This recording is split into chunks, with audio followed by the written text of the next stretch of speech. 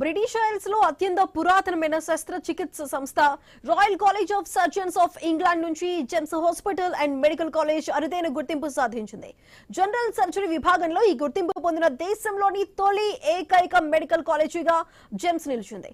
అంతేకాకుండా తీవ్రమైన శస్త్రచికిత్స రోగుల సంరక్షణపై శిక్షణ ఇచ్చే CCRISP కోర్సును నిర్వహిస్తున్న తెలుగు రాష్ట్రాల తొలి కేంద్రంగా కూడా గుర్తింపు పొందింది. అంతర్జాతీయ స్థాయి సంస్థ నుంచి ఈ గుర్తింపు రావడం సంస్థకు గర్వకారణమని GEMS chief patron doctor B Bhaskar Rao తెలిపారు. సర్జికల్ ఎడ్యుకేషన్, మౌలిక వస్తువులు మరియు నాణ్యతలో జెమ్స్ అంతర్జాతీయ ప్రమాణాలను నెలకొల్పిందని Aditya educational society vice chairman doctor P Raghuram అన్నారు. మే 7, 8 తేదీల్లో నిర్వహిస్తున్న ప్రత్యేక శిక్షణ కార్యక్రమంలో నిపుణులు శిక్షణార్థులకు ప్రాక్టికల్ ట్రైనింగ్ అందిస్తున్నారు. క్లిష్ట పరిస్థితుల్లో ఉన్న రోగులను సమర్థవంతంగా నిర్వహించేలా శస్త్రచికిత్స శిక్షణార్థుల్లో ఆత్మవిశ్వాసాన్ని నింపటమే ఈ కోర్సు ప్రధాన ఉద్దేశమని course director doctor MBV Prasad వివరించారు. GEMS principal doctor D Lakshmi Lalitha, medical superintendent doctor K సుధీర్లు ఈ అంతర్జాతీయ గుర్తింపు పట్ల హర్షం వ్యక్తం చేస్తూ ఇది ఈ ప్రాంత వైద్య రంగానికి దక్కిన గౌరవమని పేర్కొన్నారు. ఈ రాయల్ కాలేజ్ ఆఫ్ సర్జన్స్ ఒక అక్రిడిటేషన్ అనేది మనకి ఇచ్చారు ఒక 3 years బ్యాక్. దానివల్ల ఏంటంటే ఈరోజు ఏ మెడికల్ కాలేజ్తో మీరు చూసినా మన ఇండియాలో ఒక 2 మెడికల్ కాలేజెస్కే ఈ యొక్క అక్రిడిటేషన్ వచ్చింది.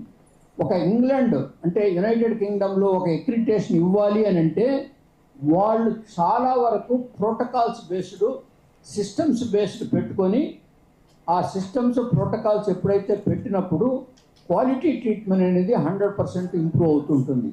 అలాంటి అక్రిడిటేషన్ వాళ్ళు ఇచ్చే ముందు దగ్గర 10 మంది ఇక్కడికి వచ్చి ఇక్కడున్న ఫ్యాకల్టీతోనూ ఇక్కడున్న స్టూడెంట్స్తోనూ ఇన్ఫ్రాస్ట్రక్చరు, టెక్నాలజీ ఇవన్నీ కరెక్ట్గా ఉన్నాయా, సిస్టమ్స్ అన్ని ఏమైనా లేనప్పుడు వాళ్ళు ఇంప్రూవ్ చేసి అవన్నీ పెట్టిన తర్వాత ఆ తర్వాత 6 నెలలకి అక్రిడిటేషన్ అనేది మనకి ఇచ్చారు.